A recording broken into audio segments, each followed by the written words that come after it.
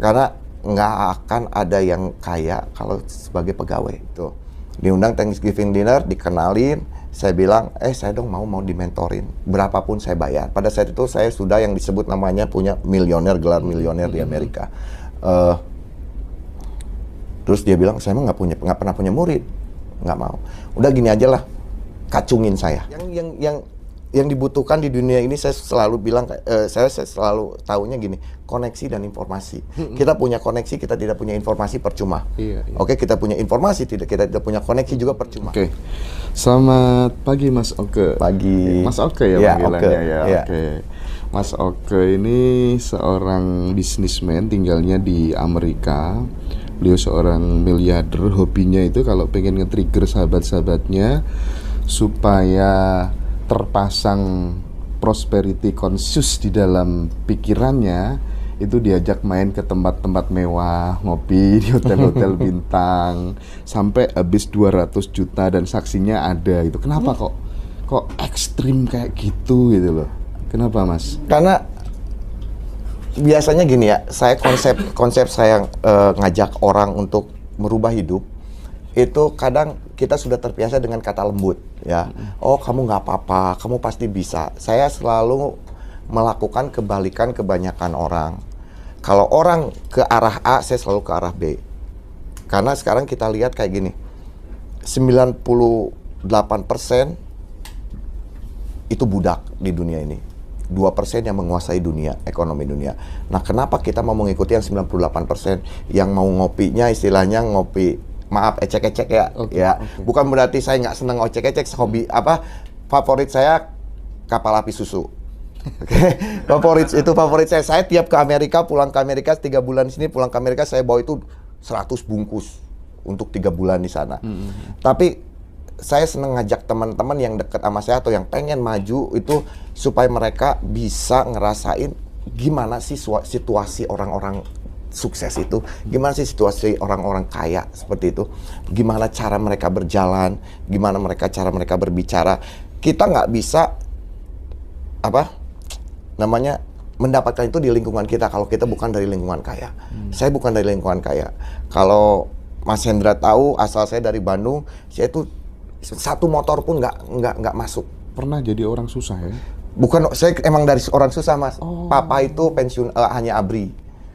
Mama itu dulunya itu waktu saya belum lahir, mama itu bawa kakak saya paling besar untuk nyuci baju kakaknya. Istilahnya pembantu lah gitu untuk keluarga sendiri. Nah gitu. Saya dari situ itu. Jadi saya bukan datang dari orang kaya, bukan sama sekali. Nah makanya saya itu senang melakukan sesuatu yang ekstrim gitu ya. Traktir orang-orang. Kenapa traktir orang-orang? Karena saya tidak mau mereka itu kalau ke tempat yang mewah memikirkan ngelihat sebelah kanan di menu. Gitu apa? Harga, daftar harga. Karena daftar harga itu yang bukan mereka mau, yang mereka mau sebelah kiri makanannya. Iya. Nah, gitu kan. Makanya saya selalu bilang, kanan daftar harga. Iya, kebanyakan coba Mas masuk ke hotel bintang 5 di saat menu datang, yang dilihat sebelah mana? Daftar harga. Ya, daftar harga. Iya. Mana yang saya mampu. Nah, akhirnya kan kita punya standar masing-masing. Oh, mampu saya cuma segini. Oh, ini kemahalan 300.000. Nah, makanya saya ekstrim. Nggak usah lihat daftar harga, biar saya yang bayar. Biar kamu bisa ngerasain. Gitu, tanpa khawatir gua mau bayar pakai apa gitu. Nah, itu makanya saya ekstrim kayak gitu. Waduh. Di Amerika sejak kapan Mas Oke? Dari tahun 99 di umur 19 tahun, sekarang saya umur 45. Gimana ceritanya bisa ke Amerika? Jadi dapat beasiswa dulu itu. Saya itu anak nakal. Saya bekas di geng juga. Saya kerjaannya berantem, balap motor. Pernah koma 7 hari saya itu karena balap motor kecelakaan. Nah, akhirnya minum juga. Ya, anak nakal, anak-anak geng kayak gitu. Akhirnya saya mutusin pengen ngerubah hidup gitu. Udah bosan kayak gini terus. Itu saya masih SMA, lulus kuliah. Saya kuliah D4, saya bereskan 2 tahun. Sebelum ke Amerika saya di Australia dulu. Terus di Singapura dulu. Terus baru ke Amerika. Saya setelah di Amerika dapat beasiswa. Karena dapat beasiswa ya udah ke Amerika.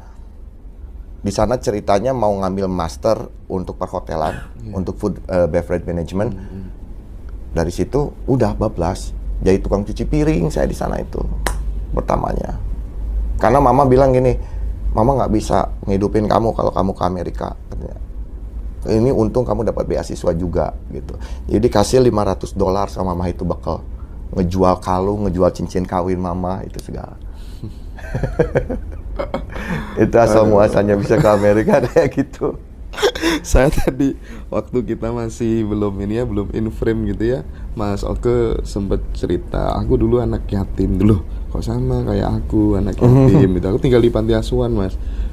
Sama apa tuh namanya? Jadi aku merasakan betul bagaimana hidup tanpa seorang ayah dari kecil gitu kan, dan itu kita ada kesamaan gitu ya. Sekarang gini Mas Oke, mungkin saya ingin perjelas dulu di Amerika itu sekarang yang dikerjakan Mas Oke bisnisnya di bidang apa Mas Oke? Saya di bidang properti. Ya, terus di restoran juga. Saya punya online store yang membuat saya besar itu MLM dan online store pertamanya. Itu hanya pemindahan aset untuk saya gitu kan. Soalnya gini, di sana itu kalau kita terlalu gede penghasilannya, pajaknya pun besar. Tapi kalau kita menghasilkan sesuatu dari bisnis satu, kita pemindahan aset, kita nggak kena pajak dan bisa kita daur ulang itu uang. Nah gitu. Jadi saya di sana di online store juga, saya punya branding buat jam juga yang sekarang istilahnya lumayan adalah internasionalnya gitu. Nah terus di bisnis restoran kayak gitu, terus properti, kontrakan, kondo kayak gitu. Dan aku dapat kabar saat riset itu Mas Oke pernah belajar langsung ke keponakannya Warren Buffett. Sampai sekarang. Sampai sekarang. Gimana ceritanya Mas Oke? Jadi saya itu dulu kan tahun 2011 saya ingin belajar trading. Trading kayak gitu.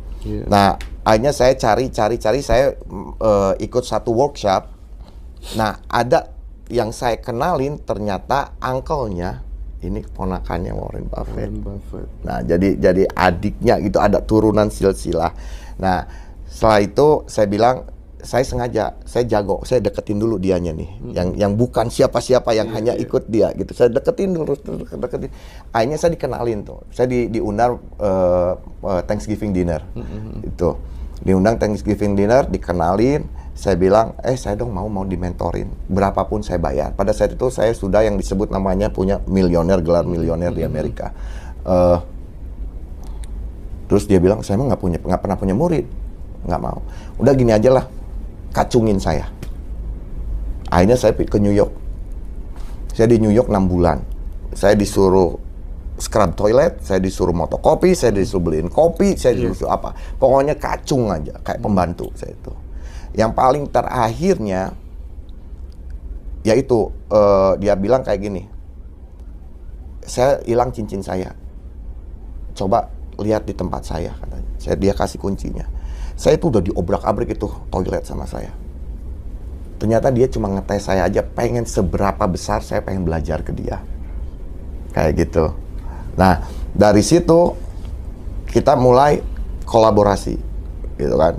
Saya belajar dari dia trading tentang saham, tentang kripto. Kripto pada waktu itu baru Bitcoin doang. Tapi tentang lebih ke saham, ke emas, sama ke minyak mentah. Nah dari situ kita hubungan baik. Nah padahal pas di tesnya gini ya, 2012 bulan November tanggal 13, anak perempuan saya baru lahir, anak yang paling kecil.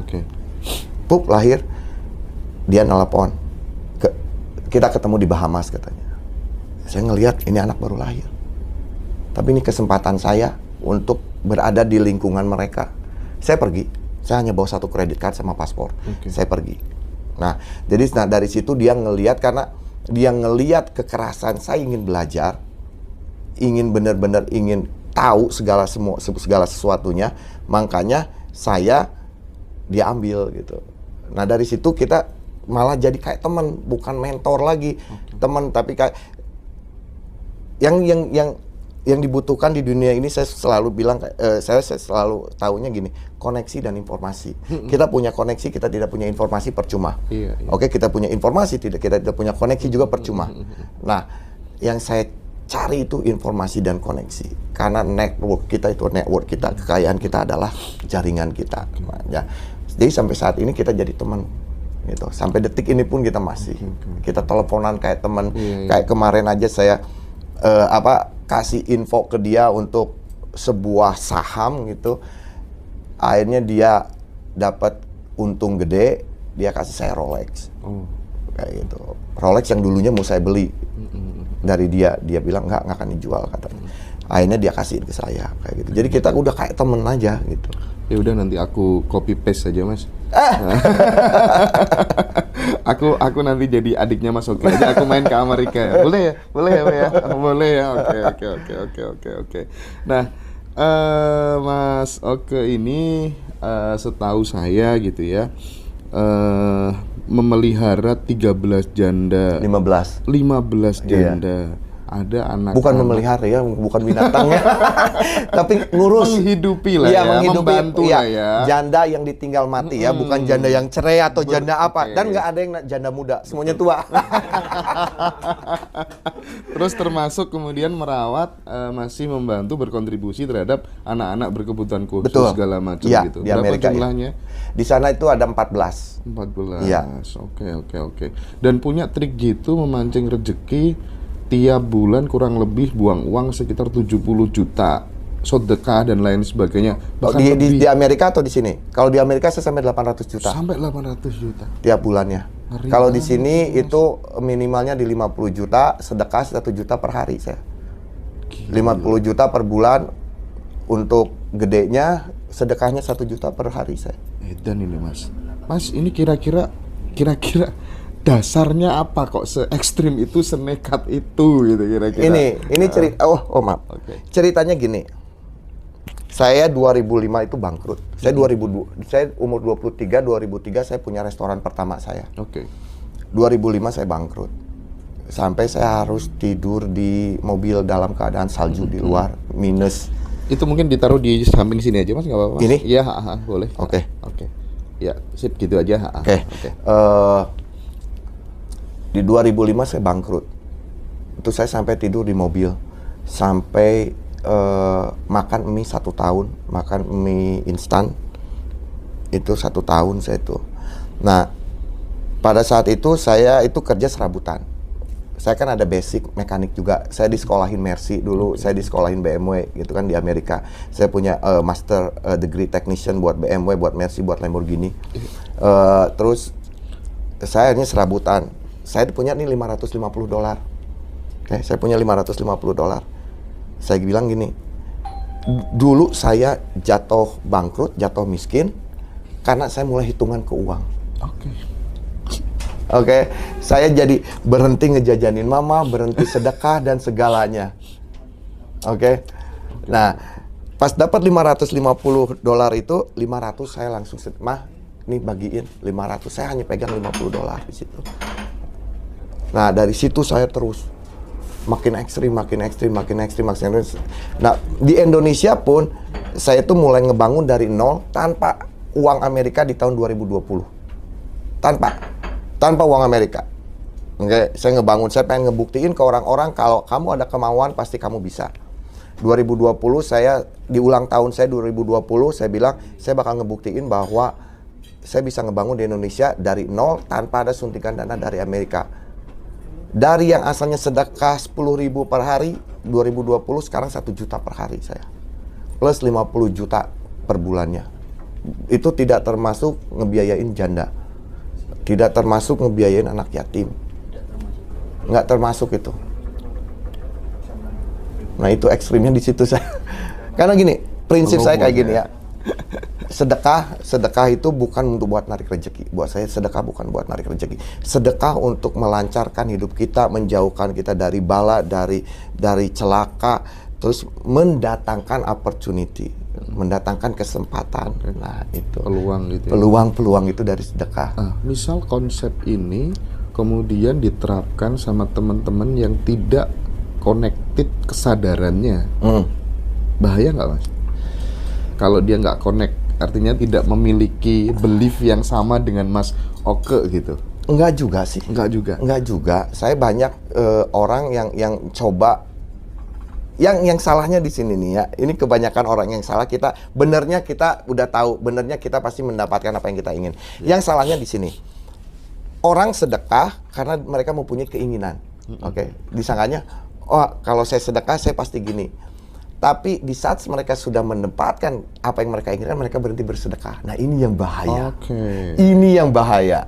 Karena mereka akan jatuh dari tempat sebelumnya akan lebih dalam. Ini ribuan orang yang saya pelajari seperti itu. Jadi dia hanya sedekah ketika ada keinginan saja. Tidak menjadi habit gitu ya. Nah itu, habitnya itu nggak ada. Ngeri, 800 juta per bulan di Amerika. Aduh. Oke deh, habis ini saya transfer ibu saya 15 juta mas. Saya langsung tergerak ini, luar biasa ini. Iya mas, nanti mas podcast selesai langsung saya transfer mas. Oke, Mas Oke, ini ada yang ngeri lagi nih. Jadi bikin seminar, ya saya belum tahu sih kira-kira seminarnya itu isinya tentang apa begitu ya. Tetapi semua hasil dari seminar itu termasuk dari YouTube ya, dari TikTok dan lain sebagainya, itu semuanya diorientasikan, dikasihkan ke lembaga sosial, panti asuhan. Betul. Sejak kapan? Sejak pertama kali mulai. Dulu aja saya dulu di Amerika itu sampai punya hampir 250 subscriber di internet marketing. Semua itu proceed ke anak yatim. Semua dari advertise, dari iklan semua itu. Nah, itu saya tutup, saya fokus di Indonesia sekarang karena saya pengen ngebesarin atau memberhasilkan satu orang. Itu cukup untuk saya, tujuan saya seperti itu. Nah, itu pun sama konsepnya, semua hasil proceed buat yayasan sosial saya itu. Nggak mau gitu. Itu seminarnya soal apa mas? Lebih ke pengembangan diri ya, lebih ke pengembangan diri. Terus kebanyakan orang konsultasi itu setelah seminar atau sebelum seminar itu tentang bisnis mereka, gitu kan. Saya nggak akan ada yang kaya. Ya udah aku resign aja deh bulan depan. nggak akan ada yang kaya. Sekaya gimana pun kalau kita masih pegawai, kita masih istilahnya limit kita, batasan kita masih ditentukan orang lain. Siap. Resign. Nah itu ya lebih ke pengembangan diri, saya itu lebih fokus ke kesadaran, consciousness gitu. Orang itu harus conscious, apa itu mereka harus sadar mengerjakan apa itu harus sadar. Apa yang mereka pikirkan harus sadar, apa yang mereka ucapkan harus sadar. Oke. Mas, ini kan sekarang Desember mas. Ya. Sebentar lagi kan tahun baru. Saya pengen tahu mas, style gaya hidup orang-orang yang terkaya di seluruh dunia seperti Jeff Bezos, ya, Warren Buffett, Mark Zuckerberg gitu.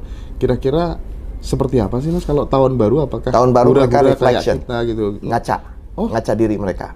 Gitu. Mereka mengaudit apa yang sudah mereka dapatkan, apa yang sudah mereka harus pertahankan, apa yang mereka harus perbaiki. Bukan party-party gitu? Nggak ada. Partinya paling nanti terakhir.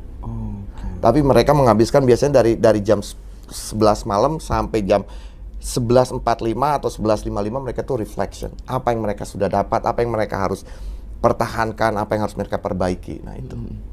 Meditasi juga nggak sih mas? Iya dan tidak, nggak semua orang ke meditasi. Oke. Seperti Warren Buffett ya, manusia terkaya di dunia dengan kekayaan 8,8 billion dolar Amerika Serikat. Itu ketika tahun baru dia bukan party-party senang-senang, tapi dia refleksi ke diri sendiri. Makanya saya nanti malam tahun baru pun kita tiap sukses selalu ngadain seminar malam tahun baru untuk refleksi diri kita, untuk mengaudit diri kita sendiri, untuk sampai ke malam tahun baru. Nanti kalau udah malam tahun barunya mau karaokean silakan, mau apa silakan, tapi sebelumnya lebih baik kita refleks dulu. Apa sih yang udah gua capai? Gitu kan. Percuma kamu party-party nanti tanggal 1 hidup kamu masih sama. Atau party-party kamu pakai kredit card, tanggal 1 kamu pusing mikirin buat bayar kredit card. Kayak gitu. Aku daftar ya mas. Oke mas ya. Aku udah daftar, hadir ya mas. Mas, kalau misalnya seseorang gitu ya from zero, ya mulai dari nol, dia pengen merubah hidupnya gitu, pengen mengubah hidupnya. Yang harus diubah apa sih? Pertama itu ketika orang miskin dia bisa transformasi menjadi orang yang kaya gitu. Itu pertama yang harus diubah apa mas? Oke. Saya bakal ceritain apa yang saya rubah aja ya. Saya hanya bisa memberi contoh gitu kan. Saya mau merubah diri karena gini, ini ceritanya gini, saya udah pusing ya. Di Amerika itu udah bangkrut, hutang di Indonesia itu sampai 4,3 M saya itu waktu bangkrut itu. Semua habis, rumah habis, mobil habis. Saya itu ke perpustakaan umum di Amerika cari tahu cara bunuh diri yang paling cepat dan tidak menyakitkan. Gila. Serius. Saya cari tahu cara bunuh diri bagaimana yang lebih cepat dan sangat cepat dan tidak menyakitkan. Ternyata yang paling cepat adalah pakai pistol. Pakai pistol dan nggak bisa, untuk beli pistol pun saya nggak punya.